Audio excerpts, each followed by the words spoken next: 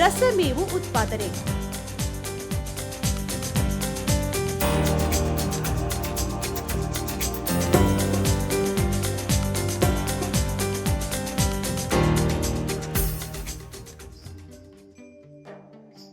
ವಾಸ್ತವದಲ್ಲಿ ಹೈನುರಾಸುಗಳಿಗೆ ಹಸಿರು ಮೇವೆಂಬುದು ವರ್ಷವಿಡೀ ಬೇಕೇ ಬೇಕು.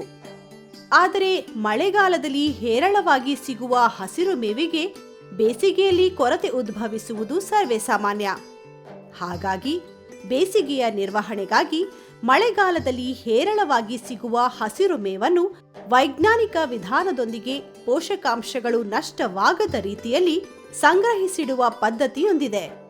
ಅದುವೇ ರಸಮೇವು ಉತ್ಪಾದನೆ.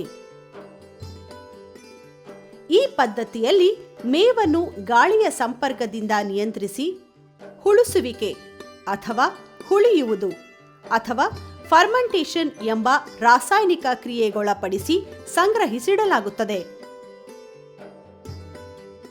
ರಸಮೇವು ತಯಾರಿಸುವ ವಿಧಾನ. ರಸಮೇವಿಗೆ ಯೋಗ್ಯವಾದ ಬೆಳೆಗಳು: ಗೋವಿನ ಜೋಳ, ಜೋಳ, ಸಜ್ಜೆ ಮತ್ತು ಬಹುವಾರ್ಷಿಕ ಹುಲ್ಲುಗಳು.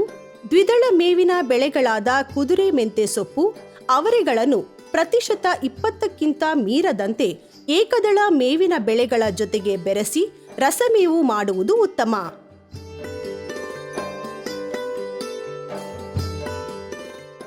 ಶೇಕಡ 65-75 ತೇವಾಂಶವಿರುವ ಮತ್ತು ಹಾಲುಗಾಳು ತೆನೆ ಹಂತದಲ್ಲಿರುವ ಮೇವು ರಸಮೇವು ತಯಾರಿಕೆಗೆ ಹೆಚ್ಚು ಸೂಕ್ತ. ರಸಮೇವಿನ ಗುಂಡಿಗಳ ಪ್ರಕಾರಗಳು. ರಸಮೇವು ಸಂಗ್ರಹಿಸಲು 3 ಮಾದರಿಯಲ್ಲಿ ಹಗೆವು ಸಿದ್ಧಪಡಿಸಬಹುದಾಗಿದೆ. ಅವುಗಳೆಂದರೆ ಭೂಮಿಯೊಳಗೆ ಮಾಡಿದ ಗುಂಡಿಗಳು, ಪಿಟ್ ಸೈಲೋ; ಭೂಮಿಯ ಮಟ್ಟದಲ್ಲಿ ಇದ್ದ ಗುಂಡಿಗಳು, ಟ್ರೆಂಚ್ ಸೈಲೋ; ಭೂಮಿಯ ಮೇಲೆ ಇದ್ದ ಗುಂಡಿಗಳು, ಟವರ್ ಸೈಲೋ. ಹಸಿರು ಮೇವಿನ ಲಭ್ಯತೆ ಹಾಗೂ ರಸಮೇವಿನ ದಿನಂಪ್ರತಿ ಬೇಡಿಕೆಯನ್ನು ಆಧರಿಸಿಕೊಂಡು ನಿರ್ಮಿಸಬೇಕಿರುವ ಹಗೆವಿನ ಗಾತ್ರವನ್ನು ನಿರ್ಧರಿಸಬಹುದಾಗಿದೆ. ಅಂತರ್ಜಲ ಮಟ್ಟ ಮೇಲಿದ್ದು ನೀರು ಬಸಿದು ಹೋಗದಿರುವ ಸ್ಥಳ ಹಗೆವು ನಿರ್ಮಾಣಕ್ಕೆ ಸೂಕ್ತವಲ್ಲ. ರಸಮೇವು ಸಿದ್ಧಪಡಿಸುವ ವಿಧಾನ. ಹಗೆವಿನ ಒಳಭಾಗಕ್ಕೆ ಸುಣ್ಣ ಅಥವಾ ಟಾರನ್ನು ಬಳಿದಿಟ್ಟುಕೊಂಡಿರಬೇಕು.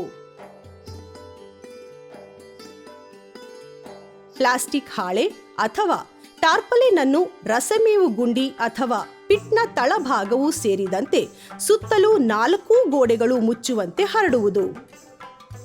ಮಳೆ ನೀರು ಹಾಗೂ ಗಾಳಿ ಹಗೆವನ್ನು ಪ್ರವೇಶ ಮಾಡದಂತೆ ಎಚ್ಚರ ವಹಿಸಬೇಕು. ರಸಮೇವು ತಯಾರಿಕೆಗೆ ಆಯ್ಕೆ ಮಾಡಲಾಗುವ ಮೇವನ್ನು ಯಂತ್ರ ಬಳಸಿ 1-2 ಅಂಗುಲ ತುಣುಕುಗಳಾಗಿ ಕತ್ತರಿಸಬೇಕು. ಕಟಾವುಗೊಳಿಸಿದ ಮೇವನ್ನು ಹಗೆವಿಗೆ ತುಂಬಿಸಬೇಕು. ಮೊದಲಿಗೆ 1 ಅಡಿಯಷ್ಟು ಜೋಳದ ತುಂಡುಗಳನ್ನು ರಸಮೇವು ಗುಂಡಿ ಅಥವಾ ಪಿಟ್ನಲ್ಲಿ ತುಂಬುವುದು. ಹಗೆವಿನ ಸಾಮರ್ಥ್ಯ 5 ಟನ್ ಆಗಿದ್ದರೆ 250 ಕೆಜಿ ಕಟಾವುಗೊಳಿಸಿದ ಮೇವು ಹಗೆವು ಸೇರುತ್ತಿದ್ದಂತೆ ಪ್ರತಿ ಬಾರಿ ಬಲವಾಗಿ ಒತ್ತಿ ತುಳಿದು ಒಳಗೆ ಸೇರಿಕೊಂಡಿರುವ ಗಾಳಿಯನ್ನು ಹೊರಗಟ್ಟಬೇಕು. ಪರಿಸರವನ್ನು ಹವಾರಹಿತಗೊಳಿಸಿದಷ್ಟು ರಸಮೇವಿನ ಗುಣಮಟ್ಟ ಉತ್ತಮಗೊಳ್ಳಲಿದೆ.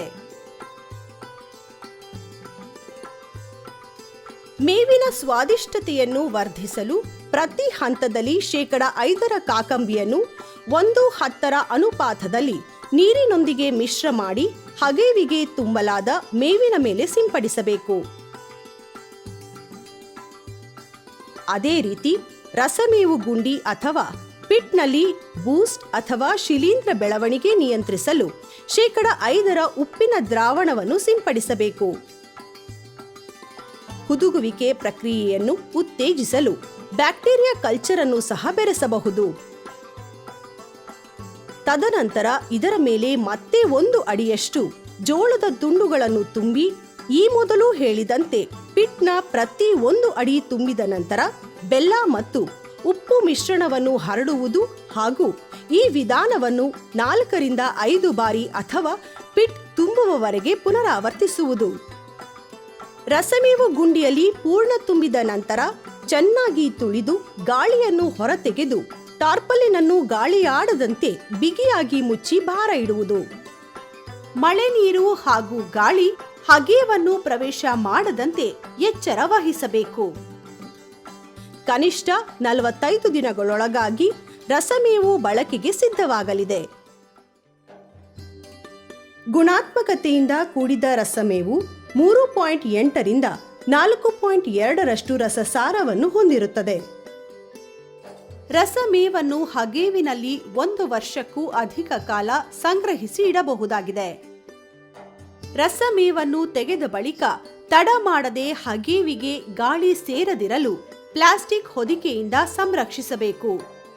ಒಮ್ಮೆ ತೆರೆದ ಹಗೇವಿನಲ್ಲಿ ರಸಮೇವನ್ನು ದೀರ್ಘಕಾಲ ಶೇಖರಿಸಿಡುವುದು ಒಳಿತಲ್ಲ. ಮಿಶ್ರತಳಿ ಹಸುವೊಂದಕ್ಕೆ ಪ್ರತಿನಿತ್ಯ 12ರಿಂದ 15 ಕೆಜಿ ಪ್ರಮಾಣದಷ್ಟು ರಸಮೇವನ್ನು ಪೂರೈಕೆ ಮಾಡಬಹುದಾಗಿದೆ. ರಸಮೇವಿನ ಪೂರೈಕೆಯಿಂದ ಹಾಲಿನಲ್ಲಿ ಉಂಟಾಗಬಹುದಾದ ಅಸಹಜ ವಾಸನೆಯನ್ನು ನಿಯಂತ್ರಿಸಬೇಕಿರುವ ಉದ್ದೇಶದಿಂದ ಹಾಲಿಡುವ ಸಮಯಕ್ಕೆ 2ರಿಂದ 3 ಗಂಟೆಗಳಷ್ಟು ಮುಂಚಿತವಾಗಿಯೇ ರಸಮೇವನ್ನು ರಾಸುಗಳಿಗೆ ಪೂರೈಕೆ ಮಾಡುವುದು ಒಳಿತು. ಕಡು ಬೇಸಿಗೆಯಲ್ಲಿ ಸಹಿತ ಹಾಲು ಉತ್ಪಾದನಾ ಮಟ್ಟವನ್ನು ಕಾಪಾಡಿಟ್ಟುಕೊಳ್ಳಲು ಇದು ನೆರವಾಗಲಿದ್ದು, ಬರಪೀಡಿತ ಕ್ಷೇತ್ರದ ಹೈನುಗಾರರ ಪಾಲಿಗೆ ಈ ರಸಮೇವು ಒಂದು ರೀತಿಯಲ್ಲಿ ವರದಾನವೆಂದೇ ಬಣ್ಣಿಸಬಹುದಾಗಿದೆ. ಮಳೆಗಾಲದಲ್ಲಿ ಹೆಚ್ಚು ಬೆಳೆದಂಥ ಹಸಿರು ಮೇವನ್ನು ಬೇಸಿಗೆಗೆ ಸಮತೋಲನ ಮಾಡಿಕೊಳ್ಳುವುದಕ್ಕೆ ಸೈಲೇಜ್ ತೊಟ್ಟಿಯನ್ನು ನಿರ್ಮಿಸಿಕೊಂಡಿದ್ದೇವೆ. ಅದಕ್ಕೆ ಡೈರಿ ಕಡೆಯಿಂದ 25,000 ಸಹಾಯಧನವನ್ನು ನೀಡಿದ್ದಾರೆ.